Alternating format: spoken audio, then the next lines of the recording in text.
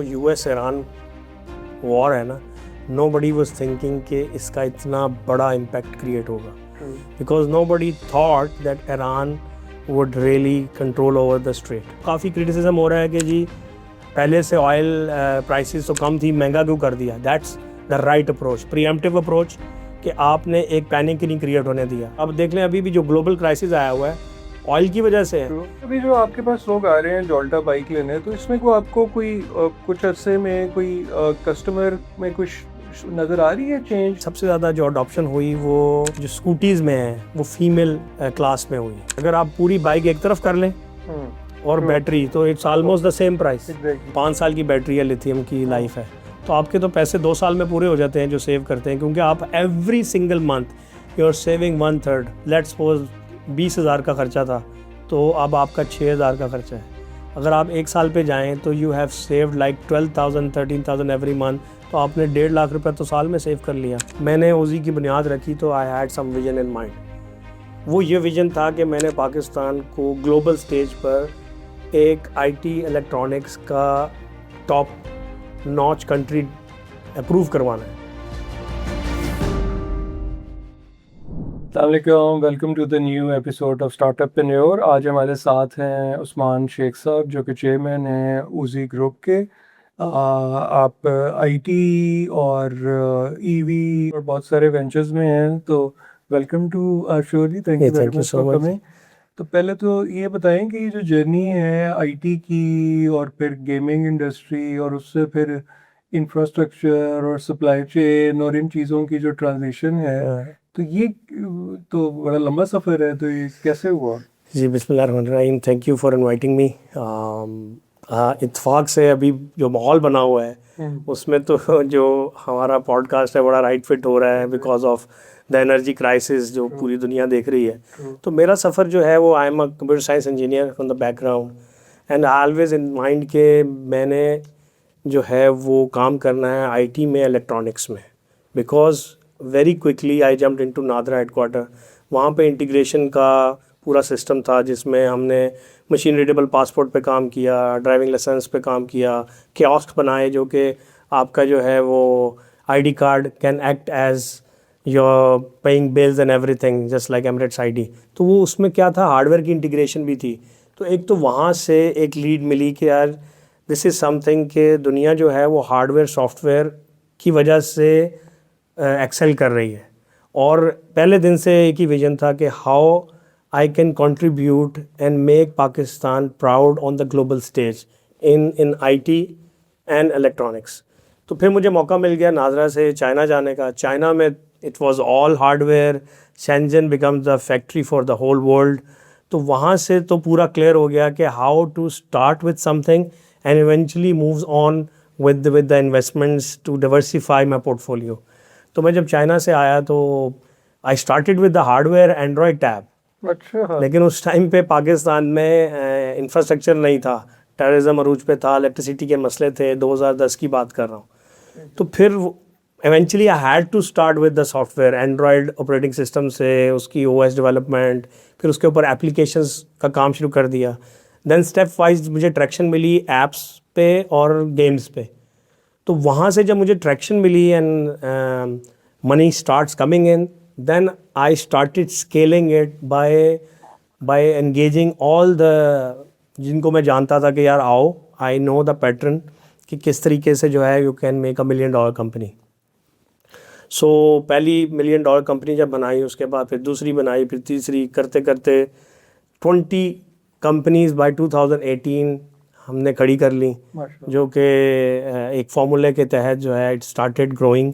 और वो सिंपल था कि पीछे क्योंकि मकसद ये था कि यार किस तरीके से whatever I have learned I should share it with people, so as collectively हम पाकिस्तान को ग्रो करवाएं.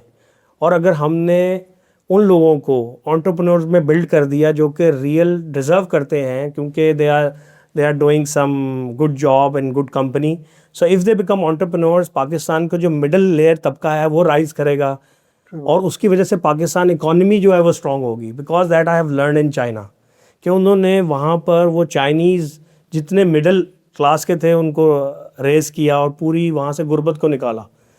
तो अब पाकिस्तान में ये काम कोई कर नहीं रहा था, तो मुझे मौका मिल गया कि यार इसमें मेरा क्या है, अगर मेरा दिया जल रहा है तो साथ में अगर मैं किसी और को भी आके कहूँगा कि यार तुम भी जला लो और कोई ना कोई एक बिजनेस मॉडल क्रिएट कर लूँगा, तो this way a lot of people can benefit from me and I can benefit from them.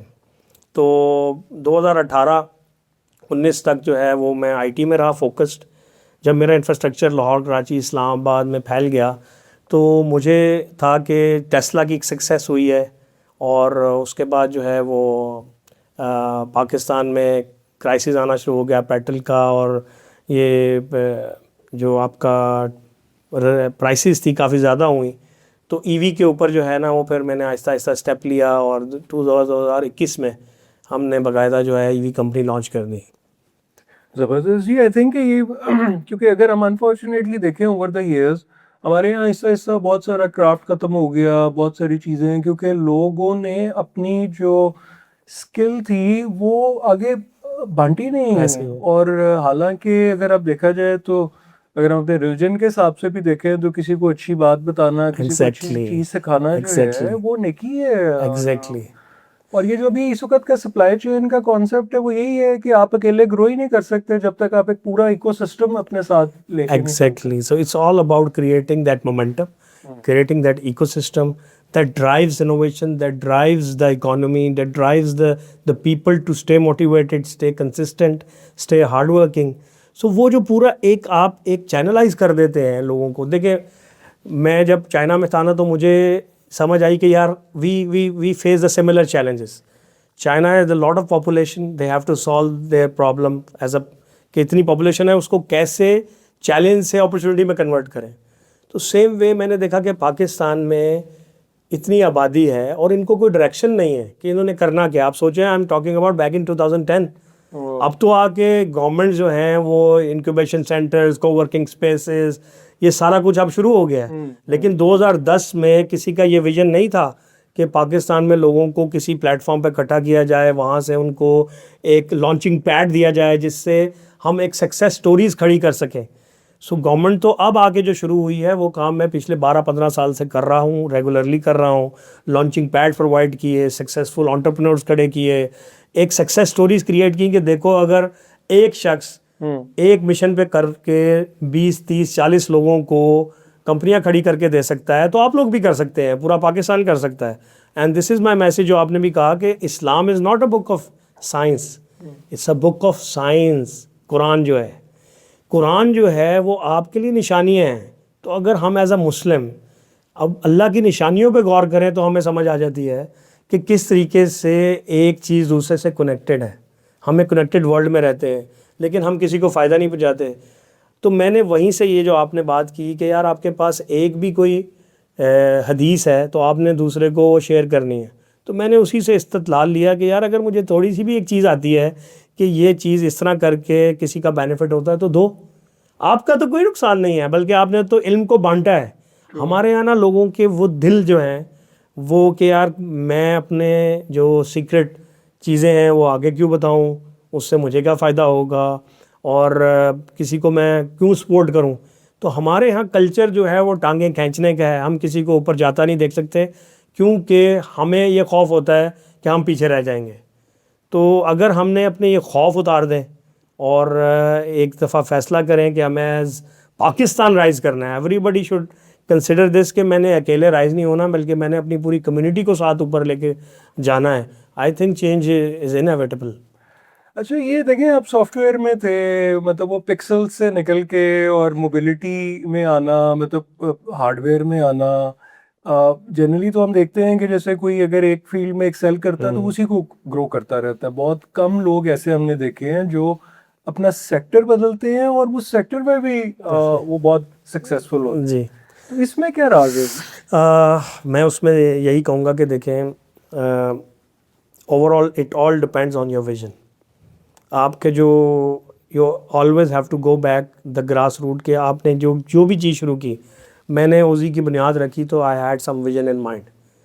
वो ये विजन था कि मैंने पाकिस्तान को ग्लोबल स्टेज पर एक आईटी इलेक्ट्रॉनिक्स का टॉप नॉच कंट्री अप्रूव करवाना है।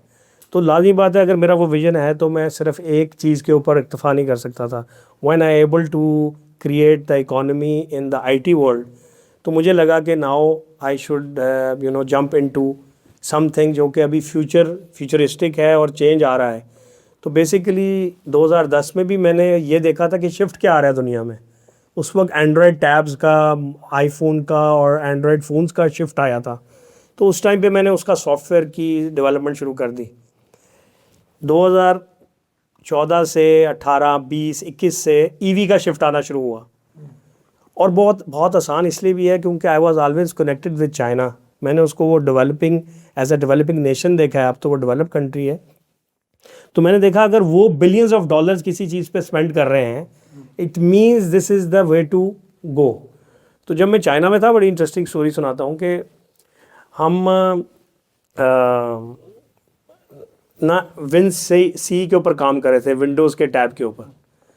तो जैसे ही 2008 में एंड्रॉयड का ऐलान हुआ कि गूगल ने कोई कंपनी एक्वायर की है विद द नेम एंड्रॉयड, आप यकीन नहीं करेंगे, with that same overnight every single company in China shifted to Android development of motherboards and hardware, and they left that Windows. So वहाँ से मैंने नोट किया कि whenever there is some new thing they see a potential, तो वो फ़ौरन shift मारते हैं. तो सेम वे में उन्होंने EVs को इंट्रोड्यूस करवाया. 2008 में बीजिंग ओलंपिक्स थे. तो बीजिंग ओलंपिक्स में शेंजन में और बीजिंग में सिर्फ इलेक्ट्रिक टैक्सीज, 2008 की बात कर रहा हूँ, सिर्फ इलेक्ट्रिक टैक्सीज से स्टार्ट किया उन्होंने. सो ये वो कौम है जिसने 10 किलोमीटर की रेंज के ऊपर भी अपनी कौम को कहा कि हमने ये यूज़ करनी है, बिकॉज इससे हम इंडिजिनस हो जाएंगे. तो मैं भी ये सोचता था यार, पाकिस्तान में पोल्यूशन का प्रॉब्लम है, हर साल हमें यहाँ पर वो स्मोक का इशू आता है. तो हम लोग सोचते क्यों नहीं है कि हम कुछ ऐसी चीज़ों पे स्टार्ट कर दें जो हम इंडिजिनस क्रिएट कर सकें, जिसका रॉ मटेरियल यहाँ से हो, जिसकी सारी डेवलपमेंट यहाँ से हो, और हम डिपेंडेंट ना हो, क्योंकि हमारे पास तो ऑयल है नहीं. तो why we always spend so much money. और आप देख लें अभी भी जो ग्लोबल क्राइसिस आया हुआ है ऑयल की वजह से है. सो हाउ अबाउट कि हम रिन्यूएबल्स में शिफ्ट हो जाएं, हम अपने इलेक्ट्रिक टैक्सीज, इलेक्ट्रिक व्हीकल्स, अपनी बैटरी जो है यहाँ के रॉ मटेरियल से, कार्बन से बना लें. ऑल्दो अभी उसमें भी काफ़ी गैप है, हमारे पास R&D वाले लोग नहीं हैं, तो हम नॉर्मली अब चाइना से चीज़ें इंपोर्ट करते हैं और यहाँ असेंबल करते हैं. बिकॉज हमारे हर बंदे के दिमाग में ना ट्रेडिंग बैठ गया है. Nobody wants to add value in the economy. तो कोई भी ये नहीं चाहता कि वो थोड़ा सा वक्त अपना दिमाग लगाए, वैल्यू क्रिएट करे, कोई चीज़ क्रिएट करके फिर इकॉनमी बिल्ड करे. और गवर्नमेंट भी उस लेवल पे सपोर्ट नहीं करती. तो हर कोई जो है वो इम्पोर्ट माइंडसेट से चीज़ें लेता है, यहाँ पे वो थोड़ी महंगी करके बिकती हैं और लोग उससे कमा रहे हैं. So nobody is thinking beyond 5 years, 10 years, 15 years. अल्लाह ने मुझे ये मौका दिया था, आई कुड सी कि यार 20 साल बाद क्या हो सकता है, 25 साल बाद क्या पिक्चर होगी. तो बस उसी वजह से इस एरिया में कदम रखा और उसका भी सेम इकोसिस्टम बनाना शुरू किया कि लोगों को गाइड करें, ताकि वो जो है आहिस्ता आहिस्ता हमारी जो ट्रेंड ईवी लोग थे, they are working in almost every EV company जो कि पाकिस्तान में इस वक्त 50-60 हो गई हैं.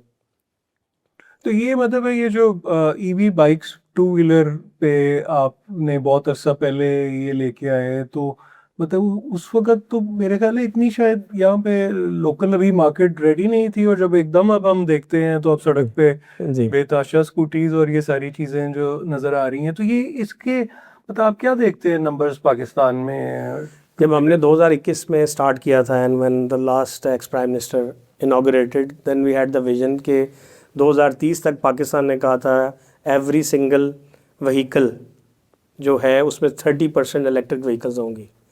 सो हमने ये टारगेट लिया कि out of that 30% Jolta provide करेगी, जिसमें बैटरीज भी होंगी और बाइक्स भी होंगी. वाई स्पेसिफिकली बाइक्स को चूज़ किया क्योंकि पाकिस्तान में ऑलरेडी 3 मिलियन प्लस बाइक्स थी, और हर साल तकरीबन 30 मिलियन बाइक्स थी, और हर साल तकरीबन 3 मिलियन बाइक्स जो हैं वो फ़रोख्त हो रही थी. तो हमने देखा कि this is the mass economy जो कि अगर हमने शिफ्ट कर दी तो उससे पाकिस्तान की ये जो पेट्रोल की इंपोर्ट है उस पर बड़ा फ़र्क आएगा, स्मोक के इशू सॉल्व होंगे, और एक आम आदमी को बहुत बड़ा रिलीफ मिलेगा जो कि नॉर्मली आपका जो भी पेट्रोल का खर्चा है, बाइक के ऊपर खर्चा है, वो 1/3 हो जाता है with the electric bike. EV bike की इंडस्ट्री में गया है तो मतलब एक तो ये कि बिल्कुल एक अनफोर्सीन मतलब ऐसी चीज़ को देख के रिस्क लेना। अच्छा, पाकिस्तान में फिर ये कि मैं तो बचपन से ये देख रहा हूँ कि चीज़ें बाय द बुक नहीं चलती हैं। आप प्लान कागज़ पे कुछ और करते हैं और आउट ऑफ द सिलेबस बहुत सारी चीज़ें आ जाती हैं और एकदम आपके पूरे प्लान्स जो हैं वो ऊपर नीचे हो जाती हैं। तो ये जो रिस्क असेसमेंट है, मतलब इसको कैसे आप मैनेज करते हैं? मैं अगर देखूँ तो ऑलरेडी मैनेजमेंट कंसल्टिंग फर्म्स होती हैं जो आपको पूरा गाइड कर देती हैं, लेकिन मैंने कभी मैनेजमेंट कंसल्टिंग फर्म से कोई नॉलेज तो नहीं लिया कि वो फोरकास्टिंग करें। लेकिन अल्लाह ने एक पहले से सोच दी हुई थी, ये मुख्तलिफ किताबें पढ़ के, कि स्टार्ट स्मॉल थिंक बिग। आप कदम छोटा रखें, छोटे छोटे कदम लें और तेज़ी से लें, लेकिन बड़ा सोचें बड़ा। अगर आप सिर्फ सोच बड़ा लेंगे और टारगेट सेट कर लेंगे तो आपके छोटे छोटे कदम उस तरफ अगर जा रहे हैं तो कुछ ही अरसे में रिजल्ट्स आना शुरू हो जाएंगे। तो ये एग्जैक्टली मैंने आईटी में भी किया था, गेमिंग में किया, ऐप्स में किया। बिल्कुल स्टार्ट स्मॉल से किया, started with a few people, grown into a 1000 staff. इसी तरीके से ईवी में भी बहुत छोटा स्टार्ट लिया, एक छोटी सी फैक्ट्री ली, R&D करना शुरू की, अपनी बाइक के फोकस किया कि यार ये होंडा की जो शेप की बाइक है ये यही चलती है पाकिस्तान में। तो स्टार्ट किया कि हम अगर इसको इंजन को चेंज करके यहाँ पर बैटरी फिट कर दें और जो आपका टायर है उसमें मोटर डायरेक्ट लगा दें, तो ये है कि आपकी रेट्रोफिटिंग हो जाएगी। सो बहुत छोटे स्टेप से हमने लोगों को अवेयर करना शुरू किया और हमने उस कोर कंपोनेंट्स की डेवलपमेंट पे फोकस किया। रादर देन हम पूरी बाइक डिज़ाइन करने पे लग जाते हैं, हमने ये स्टडी किया कि ऑलरेडी 196 वेंडर्स हैं, क्योंकि कोई पाकिस्तान में हैंडल बनाता है, कोई उसकी टैंक बनाता है, कोई उसके स्पोक्स बनाता है, कोई टायर डेवलप कर रहा है। तो ये तो सारे पार्ट्स ऑलरेडी हैं, कौन से पार्ट्स नहीं है उस पर फोकस करो। So we focused on the motor technology and battery technology. तभी हमने एक मोटर कंपनी का फोकस किया और वो बुनियाद रख दी, और एक बैटरी कंपनी की। मोटर में हमने फिर उसको स्टेप वाइज पूरा देखा कि मोटर में क्या क्या पार्ट्स होते हैं। उसमें स्टेटर होता है, उसमें मैग्नेट होता है। तो जो तो पार्ट्स हम यहाँ बना सकते थे वो हमने यहाँ डेवलप करना शुरू कर दिए, और जो हम नहीं बना सकते थे सिर्फ उसका रॉ मटेरियल हम चाइना से मैग्नेट की शक्ल में या और कंपोनेंट्स की शक्ल में लाते थे। सो हमने पूरी इंडिजिनस मोटर यहाँ डेवलप की, और इसी तरीके से बैटरी की जो सारी पहले दिन से सेल इंपोर्ट करके बैटरी की पूरी जो डेवलपमेंट थी, असेंबलिंग थी, वो यहीं की। तो उसका ये फ़ायदा हुआ कि हमें पहले दिन से ही बहुत कम इंपोर्ट करके बहुत ज़्यादा स्केल करने की समझ आ गई। तो उसी की वजह से फिर हमारी मुख्तलिफ कंपनियों ने सेम स्टाइल के ऊपर कॉपी करना शुरू कर दिया, विच वी वांटेड कि यार एक अगर चीज़ कामयाब हो रही है तो और लोग भी करेंगे। तो क्योंकि हम तो सारी मार्केट कैप्चर नहीं कर सकते, तो सारे लोग मिल के पाकिस्तान को एक अच्छे लेवल पर ले जाएं। अगर इकोनॉमी ऑफ सर्वाइवल की बात करें और फिर पेट्रोल क्राइसिस की बात करें और फिर पेट्रोल के आज के दिन की प्राइस की बात करें, चाहे वो कल कम भी हुआ बट उसके बाद भी स्टिल आई थिंक शायद इतने सालों में पेट्रोल दुनिया में भी और पाकिस्तान में भी बहुत हाई उस पे है। तो अब ये है कि वो जो ईवी जो शायद कुछ अर्सा पहले एक लग्जरी समझी जा रही थी, वो तो एकदम एक रियलिटी चेक ऐसा है कि वो लग्जरी से नेसेसिटी में कन्वर्ट हो गई है। क्योंकि इस वक्त की जो बजटिंग अगर हम देखें तो वो मतलब इसको अब आप कैसे इसको मतलब ईवी का जो फ्यूचर है, आई थिंक इस सारे सिनेरियो ने, ग्लोबल सिनेरियो ने एकदम उसका चेंज कर दिया है उसकी डायनामिक्स। हम देखें जो US ईरान वॉर है ना, नो बडी वॉज थिंकिंग कि इसका इतना बड़ा इम्पैक्ट क्रिएट होगा, because nobody thought that Iran would really control over the strait, जहाँ से 20% एनर्जी फ्लो होता है पूरी दुनिया का। उसकी वजह से ये एक लोकल क्राइसिस से रीजनल क्राइसिस हुआ, और रीजनल क्राइसिस से with in a month global crisis में शिफ्ट हो रहा है, जिसका इम्पैक्ट पाकिस्तान पे भी आया। और आपने देखा फार ईस्टर्न कंट्रीज़ पे बहुत इम्पैक्ट आया है। बट यहाँ पर I would definitely appreciate the government efforts in terms of कि उन्होंने बड़ा टाइमली, नॉर्मली क्या होता है जब पानी सर से गुजरता है तब गवर्नमेंट एक्शन लेती हैं। इस दफ़ा उन्होंने जब पानी इनको टखनों तक नज़र आया है कि यार ये आगे क्राइसिस है, इन्होंने इमीडिएटली एक्ट किया है। ऑल्दो काफ़ी क्रिटिसिज्म हो रहा है कि जी पहले से ऑयल प्राइसेस तो कम थी, महंगा क्यों कर दिया। That's the right approach, pre-emptive approach, कि आपने एक पैनिक नहीं क्रिएट होने दिया। ठीक है, राइजिंग प्राइसेस होंगी, बट दूसरी तरफ ऑलरेडी पाकिस्तान तैयार है ईवी पे शिफ्ट होने के लिए। तो गवर्नमेंट ने बड़ा अच्छा फैसला लिया, टाइमली प्राइसेस रेज की, ताकि लोग जो हैं वो जो अफोर्ड नहीं कर सकते कम ट्रैवल करें या ईवी पे शिफ्ट हो जाएं। सो ईवी की अडॉप्शन का ऑलरेडी इंफ्रास्ट्रक्चर पाकिस्तान में मौजूद है।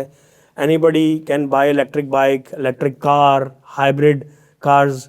तो I think this is the right time कि लोग जो हैं वो पेट्रोल से या एटलीस्ट हाइब्रिड में शिफ्ट हो या टोटल इलेक्ट्रिक में शिफ्ट हो। ये जो आपके पास लोग आ रहे हैं जोल्टा बाइक लेने, तो इसमें को आपको कोई कुछ अरसे में कोई कस्टमर में कुछ नज़र आ रही है चेंज, कि जी पहले एक तरह का कस्टमर आता था, अब और तरह का आ रहा है कुछ तब? अच्छा जी, देखें, एक तो ये है कि सबसे ज़्यादा जो अडॉप्शन हुई वो जो स्कूटीज़ में है वो फीमेल क्लास में हुई, क्योंकि जितनी भी लड़कियां काम करती हैं, स्कूल कॉलेज पढ़ाती हैं, कोई टीचिंग है, कोई आईटी कंपनी में काम करती हैं, उनके लिए एक बड़ी ये बाइज़्ज़त बावकार सवारी हो गई। इंडिपेंडेंट है और ख़र्चा कोई नहीं, वहाँ फीमेल की अडॉप्शन बढ़ी।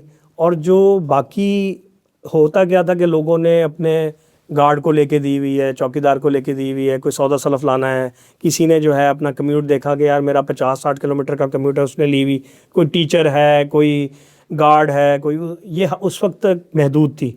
लेकिन पिछले 1-1.5 साल से एवरी जो भी काम पे जा रहे हैं लोग, वो आहिस्ता आहिस्ता इसकी अडॉप्शन पे आ रहे हैं, क्योंकि उनकी एक्सेप्टेबिलिटी बढ़ रही है। जब हमने ये स्टार्ट किया तो 2021 में, यकीन माने, जब हम कहते थे ना ये 60 या 80 किलोमीटर चलती है, तो हर कोई मुझे ये कहता था कि इवन जितने भी टॉप के यहाँ पर ऑलरेडी पेट्रोल बाइक्स बनाने वाले थे, दे कैटेगोरिकली सेड टू मी कि 80 kilometres 100 nobody would buy it. अच्छा, हमें भी डाउट होना शुरू हुआ कि यार शायद कोई 200-250 किलोमीटर की होती होगी बाइक, तो हम 80 पे क्यों फंसे हैं। And that was the time when मेरे साथ जो पार्टनर थे, ही टोल्ड मी, उस्मान, अभी लोग ये एक्सेप्ट नहीं कर पा रहे हैं, but this is the reality. ये बाइक 100 और 80 और 100 के दरमियान ही लोग इसको जब एक्सेप्ट कर जाएंगे तो ये मासेस में बिकेगी। आज आप देख लें कि वही चीज़ है, आज वही बाइक 80 किलोमीटर, 100 किलोमीटर 60 की स्पीड से चलती है, एंड एवरीबडी एक्सेप्टेड इट। और ये हमने बात उस टाइम क्यों की थी, बिकॉज पूरा चाइना इसके ऊपर था। अगर एक पूरी 1 अरब 1.5 अरब की आबादी वो उसको एक्सेप्ट करके बैठी है, तो यहाँ पर भी वो एक्सेप्टेंस आनी थी। क्योंकि देखिए प्राइस का बड़ा डिफरेंस हो जाता है, जितनी की टोटल बाइक का आपका है ना, उतने की तो बैटरी है। अगर आप पूरी बाइक एक तरफ कर लें और बैटरी, तो it's almost the same price. तो अगर आपने कह दिया कि मुझे 200 किलोमीटर की रेंज चाहिए, तो इसका मतलब है you need a bigger battery, तो आप तो उसकी प्राइस सिग्निफिकेंटली इंक्रीज कर देंगे। जबकि इस वक्त जो राइट प्राइस है for the people to immediately switch is still 1.5 lakh, 2 lakh, 2.5 lakh, 1.5 से 2.5 लाख की रेंज वाली जो है ना, वो इमीडिएट शिफ्टिंग हो सकती है। लेकिन जब आप इससे प्राइस ऊपर ले जाते हैं तो फिर क्या होता है कि रेंज तो बढ़ जाती है, किलोमीटर पर आवर भी बढ़ जाते हैं, लेकिन प्राइस इतनी ज़्यादा होती है कि नोबडी कैन अफोर्ड इट। अच्छा, यही अगर इसी की बात करें तो बैटरी जो है वो, मतलब जो प्राइस पैराडॉक्स है इसमें, मतलब बैटरी एक मेजर है, उसकी रेंज, तो आपको क्या लग रहा है कि ये, वैसे तो ओवर द ईयर बहुत फ़र्क पड़ा ना, आज से 5 साल पहले की ईवी बाइक या कार में और आज में जो है, तो ये आने वाले दिनों में, अगले 1-2 साल में आपको क्या लगता है कि इसकी जो प्राइस वर्सेस इसकी जो रेंज है उसमें कोई मेजर फ़र्क पड़ेगा? अच्छा, जब हमने लॉन्च की थी तो हमारी स्टार्टिंग प्राइस थी 85,000। ओके। हमने तब शुरू किया था जब, तो हमने इसको देखा था कि मार्केट में होंडा की जो प्राइस है वो उसके कंपैरेटिव प्राइसिंग के साथ ईवी की आएगी। ऑल्दो वो प्राइस ज़्यादा है ईवी की, लेकिन फिर भी हमने मैच करने की कोशिश की कि अगर कोई बंदा ख़रीदने जा रहा है तो उसके माइंड में हो कि मैं शिफ्ट कर जाऊं इसमें, और उसी को मद्देनजर रखते हुए आहिस्ता आहिस्ता प्राइसेस बढ़ना शुरू हो गई। अभी इट ऑल डिपेंड्स कि लिथियम की क्या प्राइसेस है, यानी कि बैटरी की प्राइसेस क्या होंगी। बाकी सारे कंपोनेंट्स आज भी 1 लाख रुपए के हैं, मोटर समेत आप लाख रुपए में मैनेज कर लेते हैं। लेकिन आपको अब अगर रेंज देनी है 100 किलोमीटर की, तो लाख रुपए की बैटरी आएगी। तो उसको अभी जिस तरह लिथियम की प्राइसेस अगर ओवरऑल डाउन होती हैं चाइना में या और जगह से को लिथियम के मिनरल्स निकलते हैं, तो फिर तो डेफिनेटली ये प्राइस कम हो जाएगी। हाँ, एक चीज़ हो सकती है कि पाकिस्तान में लोकल डेवलप्ड कितना इंफ्रास्ट्रक्चर बन जाता है कि उसकी बेसिस पे अगर मोटर भी यहाँ पर फुली डेवलप हो और यहाँ के कंपोनेंट से हो जो चीप हो, और इसी तरीके से बैटरी यहाँ पर इसके रॉ मटेरियल से ही बने, तो in future it can affect, but मुझे नहीं लगता कि इतना प्राइसेस में फ़र्क आएगा इंपोर्ट करके। It may increase. अच्छा, वो जो एक इकोनॉमिक ओवरऑल सिनेरियो है उसमें जो कार ओनर्स जो हैं वो भी टू व्हीलर पे आ रहे हैं, तो बहुत सारे लोग जो है वो सेकंड व्हीकल जो है वो अब ईवी बाइक्स जो है उस पे जा रहे हैं। ऐसे ही है। मतलब इस ट्रेंड को आप कैसे देखते हैं? I think it's even I was thinking like if अगर अच्छी सी प्यारी सी स्कूटी है और आपने जस्ट रखी हुई है कि यार चलो करीब जाना है, कहीं कम्यूट करनी है, या आपका कोई पास ही दफ्तर है, तो आप प्लान कर लेते हैं कि यार एक रिजनेबल या एक जिसको कहते हैं आप एक रिस्पॉन्सिबल सिटीज़न के तौर पर कि अगर मैं कंट्रीब्यूट करूं, सेविंग करूं ऑयल की और अपने माहौल की, पोल्यूशन की, तो I should shift to EV. तो आई थिंक वो एक ट्रेंड आ रहा है बिकॉज बड़ी बड़ी खूबसूरत शेप्स की जो हैं वो स्कूटीज़ आ रही हैं, तो लोग उस तरफ शिफ्ट भी हो रहे हैं एंड दे फील कि वो एक परसेप्शन वाइज ना वो एक चीज़ बुरी नहीं समझी जा रही।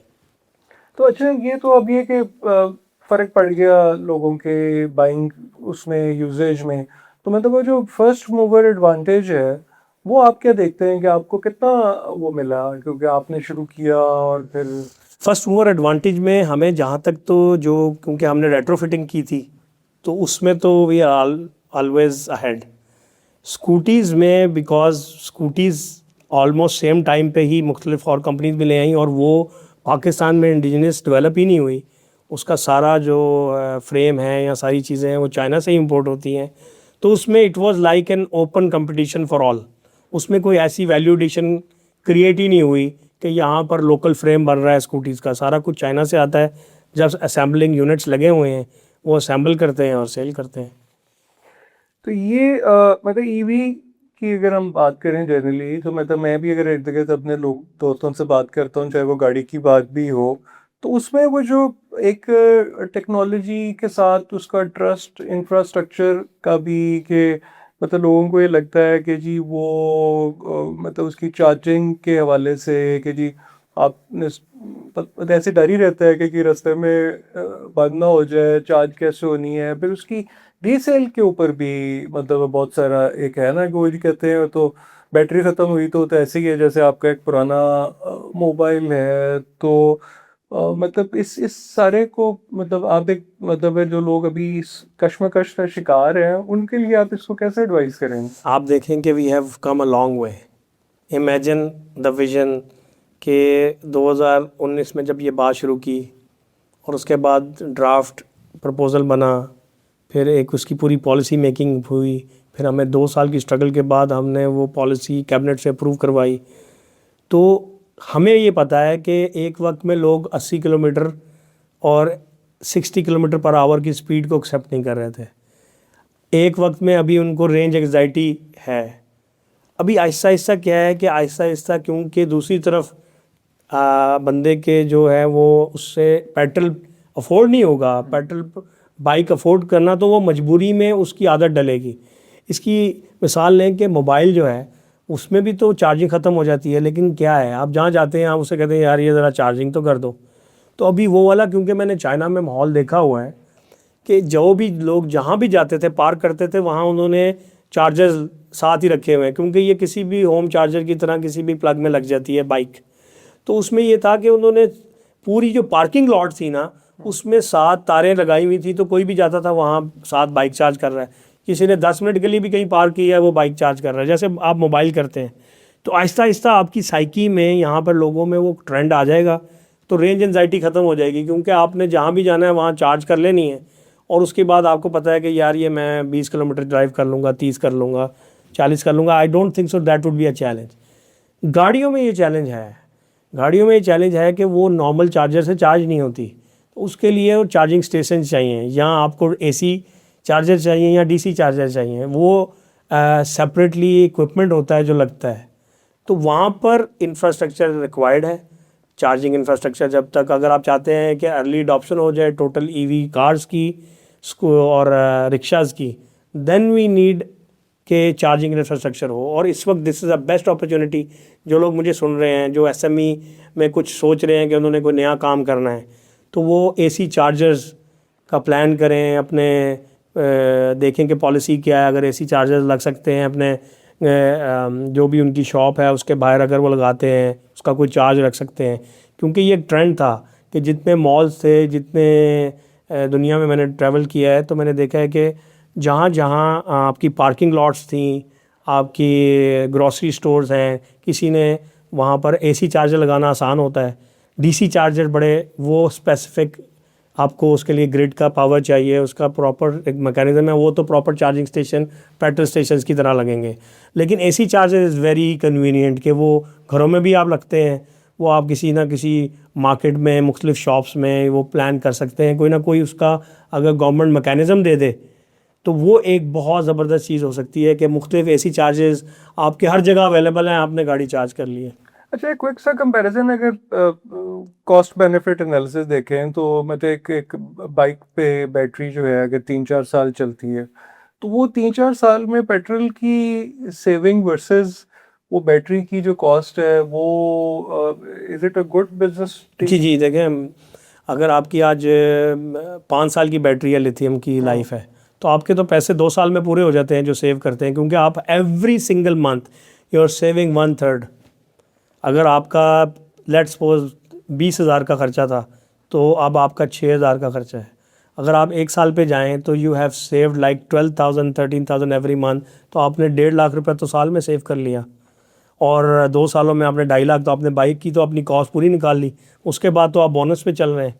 और 5 साल बाद अगर आप बैटरी रिप्लेसमेंट कर भी लेते हैं, तो आपने तो 2 दफ़ा फ्री बाइक के पैसे वापस ले लिए हैं। तो आपने फिर अब अगर बैटरी 1,00,000 रुपए की डलवा भी ली है 5 साल बाद, तो आपके 5 साल फिर कवर हैं। So it's a very very phenomenal in terms of कि आपकी कॉस्ट जो है वो बहुत मिनिमल हो जाती है। और दूसरा इसका सबसे बड़ा प्लस ये है कि आपकी जो मोटर है ना, it's has a life of 30 years. Motor को नहीं कहीं कुछ होना। जैसे इंजन टोयोटा के हम सुनते थे कि यार 30-40 साल 40 साल चलते हैं, तो सेम वे में जो मोटर है वो आपकी 30 साल चलेगी, आपको जस्ट बैटरी रिप्लेस करानी है। अच्छा, अगर बैटरी की टेक्नोलॉजी की बात करें तो ग्राफीन वर्सेस लिथियम, तो ये अगर बिल्कुल अगर आम उसमें बात करें, बहुत टेक्निकल ना अगर हो, और फिर जो हमारा वेदर है जिसमें एक्सट्रीम हीट भी है, फिर हमारी रोड कंडीशंस हैं वर्सेस ग्लोबल स्टैंडर्ड्स को देखें, तो मतलब हमारे यहाँ मतलब किस तरह आप इसको लोगों को जो है वो सजेस्ट करते हैं? Basically graphene itself is not a material जो कि एनर्जी होल्ड करता है। ओके। उसका वो कोई ताल्लुक नहीं है। देखें, जो कंपोनेंट्स है ना, वो आज भी सिर्फ और सिर्फ, पहले वो होती थी निकल मैग्नीशियम NMC बैटरी, जो कि टोयोटा हाइब्रिड में होती थी। फिर आ गई लिथियम आयरन फॉस्फेट, लिथियम के साथ मुख्तलिफ डॉपिंग्स आ गई, lithium ion, lithium iron phosphate, lithium polymer, lithium manganese, lithium blah. तो हर कोई लिथियम के साथ पैक होता है। ग्रेफीन क्या है? Graphene is just a material जो कि हेल्प करता है फास्ट चार्जिंग करने के लिए। तो वो लिथियम के साथ ही उसकी एक डॉपिंग मैच होती है, और उससे आप फास्ट चार्जिंग, वो भले आप लेड एसिड बैटरीज के साथ ग्रेफीन का कोई ना कोई कॉम्बिनेशन बना लें। तो अभी आप देखें तो जितनी स्कूटीज आई हैं उसमें लिथियम नहीं थी जो चाइना से इंपोर्ट हुई, वो लेड एसिड के अंदर ही साथ उन्होंने उसको ग्रेफीन बैटरी करके किया हुआ था। फ़र्क क्या था कि जो 8 घंटे की बैटरी लेड एसिड चार्ज होती थी, वो 6 घंटे 7 घंटे में हो जाती थी। लेकिन एक्चुअली अगर लोगों ने ख़रीदना है तो they should not buy this lead acid battery bikes और scooties, they should go with the lithium batteries only and lithium iron phosphate. जो होल्डिंग मटेरियल है, जो कि एनर्जी कैपेसिटी स्टोर करता है, वो सिर्फ लिथियम है। So graphene is just helping catalyst to उसको फास्ट चार्जिंग थोड़ी सी करवा दे। तो ये जो मतलब हमारे यहाँ जो है ना, बहुत सारी अगर आप गाड़ियाँ देखें तो वो इस मतलब निसान दुनिया में बड़ी चलती है, पाकिस्तान में नहीं चली, क्योंकि वो जो यहाँ लगता है कि रीसेल जो है ना वो एग्जैक्टली सर्टेन चीज़ों की। तो एग्जैक्टली ये जो रीसेल की जो मिथ है, ये ईवी सेक्टर जो है ये मतलब टूट गई है, ये कैसे टूटेगी? It was very difficult, but it's just like कि आपको एक वक्त याद होगा कि सिर्फ एक ही फ़ोन चलता था। वो कौन सा था फ़ोन? आपको एक ब्रांड याद होगा? मोटरोला था, और- नोकिया चलता जी। था। नोकिया। आज आप भूल गए ना, देखिए आपको सोचना लग रहा है कि यार कौन सा फ़ोन चलता था। ट्रू तो कोई मानने को तैयार होगा कि यार नोकिया वाइप आउट हो जाएगा। ट्रू, तो बिल्कुल ठीक। टोयोटा, होंडा, ये सारे जापानीज़ ब्रांड्स ये वाइप आउट हो जाएंगे। आपको नाम भी मुश्किल से सोच के याद आएगा 10 साल बाद। उसकी वजह यह है कि जब आप डेमोक्रेटाइजेशन ऑफ इकोनॉमी कर देते हैं और हर बंदे के पास आज चांस है कि वो कॉटेज इंडस्ट्री लगा ले ये बाइक्स की। आप इलेक्ट्रिक बाइक के किसी ने कोई मोटर बना रहा है, कोई कंट्रोलर बना रहा है, कोई छोटे छोटे पार्ट बना, जैसे चाइना ने किया है। हज़ारों कंपनीज़ हैं वहाँ पर। तो आपको अगर मैं सिंपल बताऊं कि पूरी दुनिया की ऑटो इंडस्ट्री में अगर 50 कंपनियां हैं तो चाइना में 500 कंपनियां हैं जो गाड़ियां बनाती हैं। तो आपने अभी देखा है कि एवरी सिंगल डे एक नई गाड़ी लॉन्च हो रही है। तो आहिस्ता आहिस्ता तो आप नाम ही भूलते जा रहे हैं कि यार वो पिछली, क्योंकि जितना आपके पास अगली गाड़ियों का ट्रेंड आ रहा, उसके बोर्ड्स नज़र आना शुरू हो जाएंगे, तो आपका मेंटल परसेप्शन शिफ्ट हो जाएगा। तो इवेंचुअली क्या होगा कि जो ये सारी गाड़ियाँ चाइनीज़ आ रही हैं ये आप मास मार्केट अचीव कर लेंगी, और ना चाहते हुए जितने लोग हैं जो पहले आपके मैकेनिक, इलेक्ट्रीशियन, ये वो आहिस्ता आहिस्ता स्विच कर देंगे उनके पार्ट्स, क्योंकि इकोनॉमी ऑफ स्केल हो रहा है ना, तो पार्ट्स की अवेलेबिलिटी भी होना शुरू हो जाएगी। फिर चीप पार्ट्स की अवेलेबिलिटी होना, ऑलरेडी टोयोटा के, होंडा के सारे पार्ट्स का जो पार्ट 2 नंबर पार्ट होता था या जो कॉपी पार्ट था वो तो चाइना ही दे रहा था। ट्रू। तो उनके लिए तो ये इट्स नॉट टफ कि ऑलरेडी शिफ्ट हो जाए पूरी रीसेल मार्केट भी, और जो आपके अवेलेबिलिटी ऑफ रिसोर्सेज होते हैं कि आपने ट्रैवल किया चाइनीज़ गाड़ी में मरी का, तो आपको डर है कि यार अगर यहाँ ख़राब हो गई तो मैकेनिक नहीं मिलेगा, टोयोटा का मिल जाता था। अब वो मिथ है। It will be solve in the next 2-3 years. तो आपके पास, आप खुद चाहेंगे, जैसे आज लोग स्कूटी ख़रीद रहे हैं, आप खुद चाहेंगे कि आप इलेक्ट्रिक कार ख़रीद लें। इवन ये जो दीपाल की आई है S05 एन एक्सलेंट कार, फिर जो BYD की वो ऑटो 2 है, it's an excellent car to buy, क्योंकि BYD has cross Tesla in terms of unit of sales. तो ये अब वो चाइना का perception is changed. It's no more कि यार यहाँ पर कोई वो सस्ती और कोई घटिया चीज़ बनती है। They are equally even better because they are consistently innovating. तो आने वाले वक्त में तो आप देखिएगा कि पूरी दुनिया में सिर्फ चाइनीज़ कार चलेंगी। अच्छा, ये तो है कि अगर बाइक को देखें तो जो एक इनविजिबल कॉस्ट थी जो पता नहीं लगती, कि जी मोबाइल भी बदल रहे हैं, प्लग बदल रहे हैं, ट्यूनिंग करा रहे हैं, तो इलेक्ट्रिक बाइक में तो ये सब कुछ कॉस्ट है ही नहीं है। ना चेन, तो हमने नारा स्टार्ट जब किया था तो मैंने याद है, मैंने पहले खुद वीडियो बनाई थी कि ना धुआं, ना सलेंसर, ना चेन, ना गरारी, ना मोबाइल, ना कुछ। इसमें तो all these mechanical parts are removed. So it's just like कि आपके पास मोटर है, आपके पास बैटरी, आपका इलेक्ट्रॉनिक कंट्रोलर है, and you are just riding it. तो और बाइक के लिए आप कह रहे हैं कि इंफ्रास्ट्रक्चर भी उस तरह रिक्वायर्ड नहीं है इतना कोई- चार्जिंग के हवाले से, कि वो चार्ज आप जहाँ खड़े हों वहाँ पे आप जो है वो कोई इशू ही नहीं है। अच्छा, सो मतलब वो आप जहाँ जाएं, जिस घर जा रहे हैं वहाँ पर उसको कहा यार ये प्लग पे लगा दो। ये अगर ये आपकी जोल्टा का मतलब जर्नी को देखें तो वो एक हमारे यहाँ ये भी तो इशू है ना कि वो जो ब्रांड और फिर मेड इन पाकिस्तान जो है वो भी बहरहाल उसका भी एक चैलेंज अनफॉर्चुनेटली होता है कि हम बहुत ब्रांड कॉन्शियस हो गए हैं, और ये कि जी कहाँ का बना है। वैसे तो इसको आपने मतलब किस तरह जो है वो एड्रेस किया, और आप आज के दिन अगर आप उसको देखें तो आप किस हद तक ये परसेप्शन को चेंज करने में कामयाब हो गए? सर मेरा ख्याल है ये परसेप्शन ओवरनाइट तो चेंज नहीं होगी, पर जो मुझ जैसे लोग हैं और भी हैं जो सोचते हैं 50 साल का, 100 साल का, तो वो ये देखते हैं कि जब आप आज उसकी बुनियाद रखेंगे कि मेड इन पाकिस्तान का आप नारा लगा रहे हैं, तो हो सकता है उसका रिज़ल्ट आने में 30 साल लगें, लेकिन जब 30 साल में वो वाली चीज़ आ जाएगी तो लोगों को ये पता होगा कि they were the first ones who started this made in Pakistan mindset. तो हम तो उस टाइम तक के लिए रेडी हैं कि we have to inculcate in the mind of people कि यार मेड इन पाकिस्तान को प्रमोट करना है, क्योंकि this is our survival, this is how our next generation will be saved. अगर आज हम अपनी नेक्स्ट आने वाली जनरेशन का नहीं सोचेंगे तो फिर तो वही होगा कि आहिस्ता आहिस्ता आहिस्ता आहिस्ता आप का कल्चर, आपकी अपनी वैल्यूज़ ओमिट हो जाएंगी and nobody will recognise you as a country जहाँ पर लोग फ़ख्र यहाँ प्राउड फील करें। देखें लाख इख्तलाफ हो, लेकिन जो एक्स प्राइम मिनिस्टर थे वो ये कॉन्फिडेंस होता है इंसान का जो आपके अंदर से देता है कि यार you should be proud of Urdu में बात करने का, आपको अंदर प्राइड हो। इंग्लिश की वजह से हमारे दिमाग में ना इन्फीरियरिटी कॉम्प्लेक्स है। इसी तरीके से ये हम क्योंकि ज़हनी गुलाम हैं एज जितने लोग हैं, तो हमारे दिमाग में है कि जापानीज़ चीज़ अच्छी होती है, चाइनीज़ होएगी अच्छी, फ़लाँ होएगी, पाकिस्तानी अच्छी नहीं हो सकती। ये हमें परसेप्शन निकालना है और इन्फीरियरिटी कॉम्प्लेक्स से निकल कर उस लेवल पे आना है कि हम उस चीज़ को प्रेफर करें क्योंकि इससे मेरे मुल्क का फ़ायदा है। तो जब हम सब मिलके पाकिस्तान का फ़ायदा करेंगे तो क्यों नहीं पाकिस्तान दुनिया में राइज करेगा।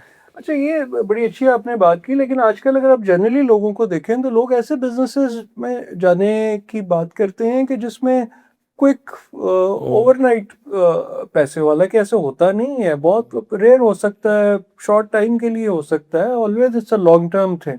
लेकिन जनरली तो लोग, आप भी देखते होंगे, देखिए इसी तरह के माइंडसेट में। देखिए ये तो बात ट्रू है कि लोग उसी चीज़ में जाते हैं कि जिसमें ओवरनाइट पैसा है, लेकिन there are no shortcuts in life. जो ये बात मुझे बहुत पहले समझ आ गई थी कि जब आप शॉर्टकट्स पे जाते हैं तो इट्स वेरी शॉर्ट लिव्ड। तो there are no shortcuts in life. आप अपने विजन, जो भी आपने अपना मकसद या नीयत खड़ी की है कि यार ये मैं काम क्यों कर रहा हूँ, ये मैं काम अपना रोज़गार के लिए कर रहा हूँ, तो वो और तरह के माइंडसेट से काम करेगा। एक की नीयत ये है कि मैं ये अपने बीवी बच्चों के लिए ब्रेड एंड बटर के लिए एफर्ट कर रहा हूँ, वो उस लेवल की करेगा। एक बंदा नीयत ये करता है कि उसने नेशन बिल्डिंग करनी है, उसने पाकिस्तान को आईटी इलेक्ट्रॉनिक्स में दुनिया के ग्लोबल मैप पर रिप्रेजेंट करना है। तो आपकी नीयत, आपका विजन आपको ड्राइव करता है कि यार ये तो फिर लंबा सफ़र है। क्योंकि अगर अल्लाह ने मुझे दिया है कि मुझे ये थ्रेट नहीं है कि यार मुझे मेरी फैमिली या मैं एज अ सिर्फ ब्रेड सोल विनर के तौर पर उनका सोचूं, वो अल्लाह ने मुझे बहुत दिया है, तो I should think about my community कि मैं अपनी कम्युनिटी को कैसे राइज कर सकता हूँ।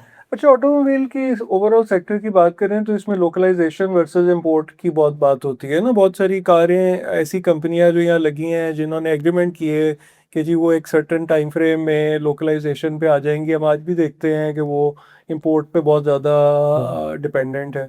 तो आप का जो विजन है उसके मतलब उसमें अब आप कितने परसेंट लोकलाइजेशन पे आ गए हैं, या हमारा टारगेट ये था कि हम सिर्फ वो चीज़ें जो अभी यहाँ पर नहीं हैं, तो हार्डली 7% जो है ना वो हम इंपोर्ट करें। लेकिन एक चीज़ में हमें, जो बैटरी है उसमें हमें सेल, तो उसका भी सेल का कोई प्लांट लगा नहीं है पाकिस्तान में। और वो जब तक अभी इतना इकॉनमी ऑफ स्केल नहीं होती ईवी की कि आपको वाकई फ़ील हो कि आपको अब ये सेल का प्लांट लगाना पड़ेगा, उस वक्त वो फिजिबल नहीं है। अदरवाइज़ अगर आप बैटरी को छोड़ दें तो जो होंडा की शेप की रेट्रोफिटिंग थी उसका तो हमने सिर्फ 7% इम्पोर्ट करते थे, बाकी 90% पार्ट जो हैं लोकली मैन्युफैक्चर्ड भी थे और असेंबल्ड भी थे। लेकिन जब बैटरी ऐड कर लेते हैं तो इट मीन्स कि आपने 50% कॉस्ट जो है वो अपने इम्पोर्ट ही करनी है, बिकॉज सेल्स जो हैं वो बाहर से आते हैं। अच्छा, हमारे यहाँ बहुत सारे बिजनेसेस अगर हम बात करें तो उसमें पॉलिसी इश्यूज में बहुत बॉटलनेक्स होते हैं। तो अगर आपको आज मौका मिले कि ये जो ईवी जो है सेक्टर के लिए, तो आप मतलब क्या सजेस्ट करेंगे गवर्नमेंट को कि जी क्या ऐसी चीज़ें करें जिससे कि गवर्नमेंट को भी नुकसान ना हो और एक इस तरह के सिनेरियो में आम आदमियों के लिए भी बड़ा फ़ायदा हो जाए? मैं सबसे पहले तो ये चेंज करूँगा कि दुनिया चेंज होती है एंटरप्रेन्योर से। ठीक है।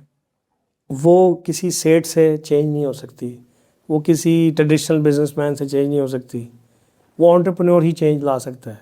अनफॉर्चुनेटली जो लोग आईटी के अंदर तो बहुत इकोसिस्टम बन गया, क्योंकि उसमें ट्रेडिशनल बिजनेसमैन था ही नहीं, उसमें सेठ था ही नहीं। तो आईटी तो एक वो वर्जन आइलैंड था जिसमें पढ़े लिखे लोग ही आए और उन्होंने वो इकॉनमी ऑफ स्केल क्रिएट की।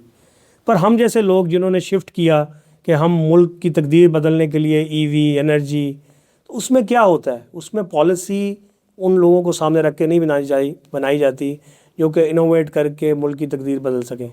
वो सिर्फ़ और सिर्फ ऊपर की इशराफिया को राज़ी रखने के लिए बनाई जाती हैं। 6 साल ये सारी ईवी पॉलिसी डिले हुई just to meet the interest of the top, जिन्होंने पहले से ग्रीन पॉलिसी के तहत प्लांट्स लगाए थे, तो उनकी वजह से डिले किया गया। हमने अपने कई करोड़ रुपए इस चक्कर में ज़ाया किए कि हमारे 2021 में हम जब शुरू हुए पॉलिसी तो आ चुकी थी, लेकिन हर चीज़ में डिले डिले डिले करके एक वक्त लाया गया कि 2000 एक्चुअली जो ये सारा स्टार्ट हुआ है तो 2025 से हुआ है। 2025 यानी कि 4 साल का डिले आया just to secure the interest of the top layer. और सेकेंडली जितना आपकी पॉलिसीज़ होती हैं वो इंतज़ार करती हैं कि इवेंचुअली वही बड़े ग्रुप्स जो हैं दोबारा मुख्तलिफ नाम चेंज करके वो अपनी कंपनीज बना के तो वो वहाँ से चाइना से गाड़ियाँ लेके तो इंपोर्ट करके ले आते हैं। तो आपने तो ओवरऑल अपनी इकॉनमी में उन ड्राइवर्स को जो कि चेंज कर सकते थे, मेड इन पाकिस्तान के कंपोनेंट्स और वो चीज़ें बना सकते थे, उनको तो कोई ऐसा आपने पॉलिसी में ऐसा सपोर्टिंग फैक्टर प्रोवाइड ही नहीं किया। So if you ask me if I had given a chance, तो मैं सबसे पहले तो ये देखूंगा कि किस तरीके से पाकिस्तान में उन लोगों को फ़ायदा होता ही है कि आप पूरी की पूरी CBD या CKD यूनिट करें तो उसमें तो आपको पॉलिसी 1% पड़ती है। लेकिन अगर आपने पार्ट्स लेने हैं, मिसाल के तौर पर एक बंदा है सिर्फ उसे कंट्रोलर की फैक्ट्री लगानी है, उसको पूरी ड्यूटी पड़ रही है। अगर एक बंदे ने सिर्फ और सिर्फ EV के लिए सेल और बैटरी की लगानी है, उसकी कोई इंसेंटिवाइजेशन नहीं है, उसने सिर्फ मोटर के ऊपर काम करना है, तो उसको क्या करना पड़ता है, उसको पहले EV का लाइसेंस लेना पड़ता है और उसके बाद उसको सिर्फ मोटर टेक्नोलॉजी डेवलप करनी पड़ती है। So there are lot of gaps and it's just to secure the interest. And I have seen it with my own eyes कि किस तरीके से 6-7 साल चीज़ें डिले हुई और किस तरीके से पॉलिसीज़ को उस टाइम पे लाया जाता है और उस टाइम पे इंट्रोड्यूस करवाई जाती हैं जब बड़े ग्रुप्स रेडी हो जाते हैं कि हाँ अब वो रेडी हैं कि अब वो स्टार्ट कर सकते हैं। तो इसका मतलब है कि क्यों अमेरिका आज अमेरिका है, क्यों UAE आज UAE है, बिकॉज उधर उन्होंने उन एंटरप्रेन्योर्स को, उन इनोवेटर्स को सबसे ज़्यादा टॉप प्रायोरिटी दी हुई है, जिसकी वजह से आज वहाँ पर टेस्ला, एप्पल, गूगल, ये सारे वो हैं जो स्क्रैच से, गराज से शुरू हुए थे। सो यहाँ पर वो गराज वाले को इनकरेज या सपोर्टिंग गवर्नमेंट का है ही नहीं।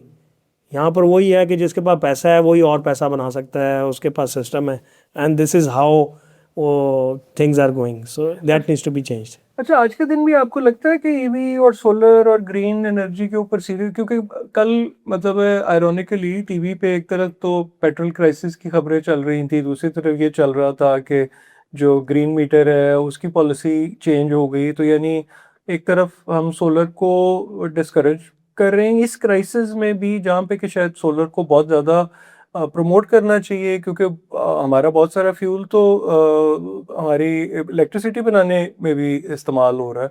तो मतलब ये जो clarity overall at the top level जो है वो अभी तक शायद है, आपको लगता है ये आने वाले दिनों में हो? एक्चुअली वही जो आपने बात की थी कि हम कोई भी चीज़ लाते हैं ना, तो हम उसकी प्लानिंग का बहुत बड़ा भुगतान है। मुझे याद है जब CNG के स्टेशन लगना शुरू हुए तो हर जगह ही CNG के पंप्स लग गए, कोई प्लानिंग नहीं हुई कि CNG कितने अरसे कितना होगा। फिर CNG किट्स लगना शुरू हो गई, फिर एंड में पता लगा कि यार ये तो हमारी CNG ख़त्म हो गई है, तो फिर वो CNG पंप्स लगना बंद हो गए, फिर CNG की किट्स लगना बंद हो गई, गाड़ियाँ कन्वर्ट होना बंद हो गई। तो actually there is no planning. अभी भी यही हुआ है, solar solar solar solar solar. जब सारे लोग सोलर पे शिफ्ट हुए तो दूसरी तरफ प्लांट से जो वो पैदावार थी वो लोग सोलर पे शिफ्ट हो गए, वो एक्स्ट्रा बन रही है, उसकी एक्स्ट्रा कॉस्ट गवर्नमेंट को पड़ती है। सो ये सारे कदम पहले उठाने होते हैं, लेकिन क्योंकि लोगों ने कमाना होता है ऊपर की अशराफिया ने, तो पहले उसको वो एक पॉलिसी ऐसी लाते हैं जिसमें जो बिलियंस का फ़ायदा उठा लें। उसके बाद फिर आम आदमी जब उस तरफ लग जाता है तो एंड में बर्डन उसी को डाल दिया जाता है। This is the sad story of our nation unfortunately. अगर मतलब जैसे अब आपके विजन की बात करें और फिर सक्सेस की बात करें माशाल्लाह, तो जो मतलब एक बिगर पिक्चर के हिसाब से तो जो आपका जो ऊजी का इकोसिस्टम है उसमें जो सिनर्जी है, मतलब जिसमें कि सॉफ्टवेयर है, AI है, ईवी के वेंचर हैं तो ये मतलब इसमें मतलब आप एक तरफ ट्रांसपोर्टेशन कंपनी बिल्ड कर रहे हैं, दूसरी तरफ एक डाटा है, तीसरी तरफ एक एनर्जी कंपनी है, तो ये मतलब इसको ज़रा अगर आप सिंपल देखें तो हम तो देखते हैं यार, ओवरऑल यूएस में कोई ऐसी कंपनी थी, चाइना में थी जो, तो उसमें तो हमारे सामने एलन मस्क की मिसाल सबसे सामने आ जाती है. ही स्टार्टेड पेपाल सेल किया, he started the boring company, AI का ट्विटर उसका है. So they are very much integrated. तभी एक फील्ड आई थी जिसको मैकाट्रॉनिक कहते हैं. दुनिया जो है इस वक्त रोबोट्स की तरफ जा रही है, ह्यूमनॉइड्स की तरफ जा रही है. सो आई फील के एक कंपनी एटलीस्ट पाकिस्तान में इस विजन से हो ताकि हमें देख के और कंपनी शुरू हो कि यार ये कोई सेपरेट चीज़ें नहीं हैं. IT, AI, hardware, infrastructure, electronics से related, they are all integrated. तो आप अगर एआई पे काम कर रहे हैं, आप अगर सॉफ्टवेयर पे काम कर रहे हैं, तो साथ में आप अगर उसकी हार्डवेयर की इंटीग्रेशन भी करते हैं और उससे कोई सोल्यूशन लेके आते हैं, तो that is the real future जिससे जो है आप ग्रो कर सकते हैं और पाकिस्तान की इकॉनमी को बहुत फ़ायदा दे सकते हैं. अगर मतलब सॉफ्टवेयर और ईवी में से अगर वो करना हो आपको, तो मतलब अगर आपको बेट करना हो कि अगले 10 साल में पाकिस्तान का जो फ्यूचर है वो इस सेक्टर पे बेस्ड है, तो वो आपको क्या लगता है? जो मैंने ये हार्डवेयर का या ईवी का किया, दैट्स फोकस टुवर्ड्स पाकिस्तान के. पाकिस्तान में दिस इज़ द प्रॉब्लम, उस प्रॉब्लम को सॉल्व करना है और उसमें इकॉनमी ऑफ स्केल पहले पाकिस्तान में ही साबित होनी है. जबकि जो मेरा सॉफ्टवेयर का है, it's not focus towards, it's all IT exports. So we are giving exports to US, to Qatar, to UAE, to Gulf region, Saudia, to Australia. वो हमारा टोटल सॉफ्टवेयर एक्सपोर्ट लेड है. जबकि जो ईवी है वो local Pakistan lead है. तो उसी में मुझे डिफरेंट चैलेंजेस भी पता लगे कि पाकिस्तान में लोकल इकॉनमी कैसे चलती है, लोकल स्ट्रक्चर क्या है, और लोकली आपने ग्रो करना है तो कैसे करना है, और उसके चैलेंजेस क्या हैं, टैक्सेशन के मैटर्स क्या हैं. जबकि सॉफ्टवेयर लेड वो टोटली डिफरेंट है. वो तो हम यहाँ पर उसमें मैंने अपॉर्चुनिटी देखी कि we have a lot of masses लोग हैं जिसमें आप उनको एक लैपटॉप दे दें, इंटरनेट दे दें, and they have the talent. आप उनको डायरेक्शन दे दें तो आपने एक किस्म का यहाँ पर आपके जो मिलियंस ऑफ लोग हैं उनको यहाँ बिठा के अच्छी सैलरीज भी दी और उनसे काम करवाया और डॉलर्स में इनकम आप लेके आए और पाकिस्तान को डॉलर वाइज स्ट्रॉन्ग किया. दूसरी तरफ जो ईवी है वो आपका लोकल प्रॉब्लम सॉल्व करती है. So I see opportunity in both of these things and both have different dynamics, is different. But आप मुझसे पूछेंगे यार तुम कैसे मैनेज करते हो, तो actually I act as a serial entrepreneur. मेरा काम ये नहीं है कि मैं एक चीज़ पकड़ के तो उस पर अब मैं खुद एग्जीक्यूशन शुरू हो जाऊँगा. My aim is to strategize, to vision, strategize, ideation, and then create a team that takes it to the next level and then enable a CEO of that company. So मेरा काम है ही नहीं कि मैं पकड़ के तो अब उस पर लग गया हूँ. मैंने तो वो चीज़ हो सकता है वो खड़ी की, बनाई, उसमें अपॉर्चुनिटी क्रिएट की और उसको सेल भी कर दिया.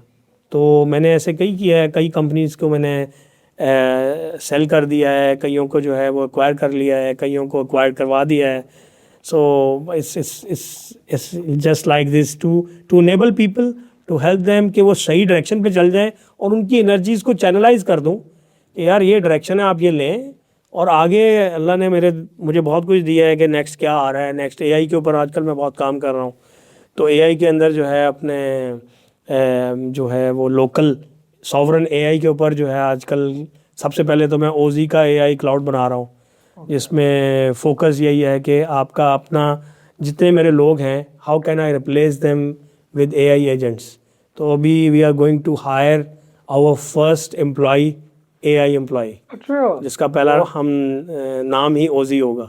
So OG will be our first AI employee जो कि focused है as a game developer. अच्छा, आपने जो ये बात की, आई थिंक ये भी जनरली पाकिस्तानी बिजनेस में बड़ी कम है कि आप अपने पैशन के साथ काम करें लेकिन उसमें डिस्पैशनेट भी रहें, कि आपको पता हो कि आपने कहाँ लाइन खींचनी है. Exactly. ये हमारे यहाँ शायद नहीं है. Exactly. तो ये आपने कैसे सीखा ये? सर वही मैंने आपसे कहा कि बेसिकली इंसान को अल्लाह की जो दी है ना निशानियों पे गौर करें, और हम गौर नहीं करते. इंसान जो है ना उसकी साइकोलॉजी क्या है कि जब वो माँ के पेट में था तो बड़ा खुश था, वो बाहर नहीं आना चाहता था. लेकिन क्यों, उसकी मैं वजह बताता हूँ। जैसे ही आता है तो वो रोता है, वो कह रहा है कि मैं तो एक अच्छी दुनिया में था, मुझे कहाँ ले आए हो। फिर वो दुनिया में जब टाइम गुजारता है उसका यहाँ दिल लग जाता है। फिर जब उसके मौत का टाइम आता है तो तब नहीं जाना चाहता। वो कहता है यार मुझे कहाँ ले जा रहे हो। मैंने, कोई चाहता है कि वो, हालांकि कितना क्लियर है कि इंसान ने आना है और उसने मर जाना है, लेकिन हम में से कितने लोग हैं जो रेडी हैं जाने के लिए। और उसका कैसे पता लगेगा? धोखा वो देते हैं, बेईमानी वो करते हैं, झूठ वो बोलते हैं, बिकॉज दे हैव लॉस्ट कि उन्होंने कभी मरना है, उन्होंने कभी जवाब देना है। उन्होंने लोगों के, पाकिस्तान में लोग टांगे खींचे, हसद करें, कीना करें, बुग़्ज़ करें, किसी के साथ तकब्बुर करें, उनको पता है उन्हें मरना ही नहीं है, क्यों, दिल लग गया है। सो ये हमें समझना है कि अल्लाह ताला ने मैकेनिज्म ऐसा बनाया है कि कोई चीज़ शुरू करो, उसकी डेप्थ में जाओ, फिर उससे निकल सको। उससे इतनी मोहब्बत और उतना प्यार ना हो जाए कि आप उसको छोड़ नहीं सकते, क्योंकि एक ही ज़ात है जिससे आप अनकंडीशनल प्यार करते हैं।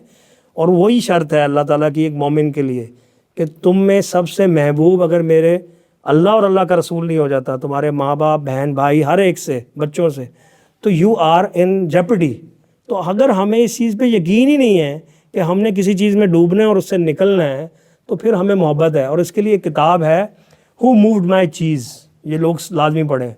कि आपको ना अपने किसी को कंफर्ट जोन कहते हैं, आप किसी ने आपको किसी काम पे लगाया, आपका दिल लग गया, आप उससे निकल ही नहीं रहे हैं। तो ये बार बार नई चीज़ पकड़ना, उसकी डेप्थ में जाना और उसको छोड़ना, यही हमें इस्लाम ने सिखाया है, इसी पे अमल करना चाहिए, इसी से ग्रोथ है। अगर आप मोहब्बत कर बैठेंगे फिर तो अल्लाह ही हाफिज़ है। अच्छा, बट अगर आपकी डेफिनेशन ऑफ सक्सेस जो है उसकी बात करें कि एक तरफ ये है कि जी आपने 10 लाख जोल्टा बाइक्स जो हैं आपकी सड़कों पे हैं, लेकिन दूसरी तरफ ये है कि चैलेंज भी है जो कि बिजनेस में रहते भी हैं, तो अब आप सक्सेस किसको कहेंगे?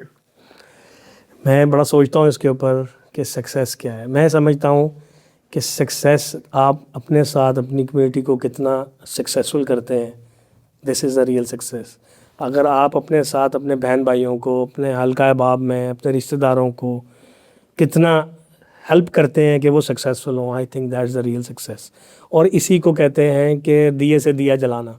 अगर आप खाली अकेले सक्सेसफुल होकर बैठ गए और आपके आसपास लोग जो हैं वो उसी कंडीशन में हैं, तो ये सक्सेस नहीं है। ये आई थिंक दिस इज़ काइंडा, जिसको मैं कहूँगा कि ये एक लालची और हिर्स वाला सोच वाला बंदा होता है कि यार बाकी लोग जो हैं वो मेरे अंडर ही रहें और मैं जो हूँ वो ग्रो करता रहूँ। सो मेरी नज़र में द रियल सक्सेस इज़ कि how many people you have enabled and you have helped to be successful is the real success.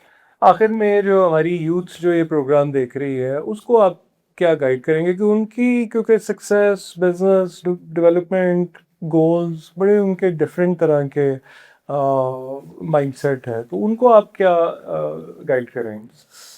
अगर एक वर्ड में कहूँ कि its success is a pattern, आप अगर उस पैटर्न को सिर्फ आप, होता है ना, लेज़ी हैं, बैठे हैं, काम नहीं कर रहे और सोच रहे हैं करेंगे करेंगे, डिले करते हैं, तो कभी भी सक्सेस अचीव नहीं होगी, क्योंकि आप एडजस्ट नहीं करेंगे। Success lies in execution. जिस चीज़ को भी आपका बिलीव है कि यार ये चीज़ है, या तो उसको करना शुरू कर दें, मोमेंटम क्रिएट करें, उसको करना शुरू कर दें, एग्जीक्यूट करें, उसको मेजर करें, फिर उसके मुताबिक एडजस्ट हों और इस साइकिल को रिपीट करें। आप जो भी काम कर रहे हैं, छोटा काम छोटा बड़ा नहीं होता। काम वो है जिसको आप करना शुरू हो गए और आप कंसिस्टेंटली कर रहे हैं, तो उसमें आप छा जाएंगे।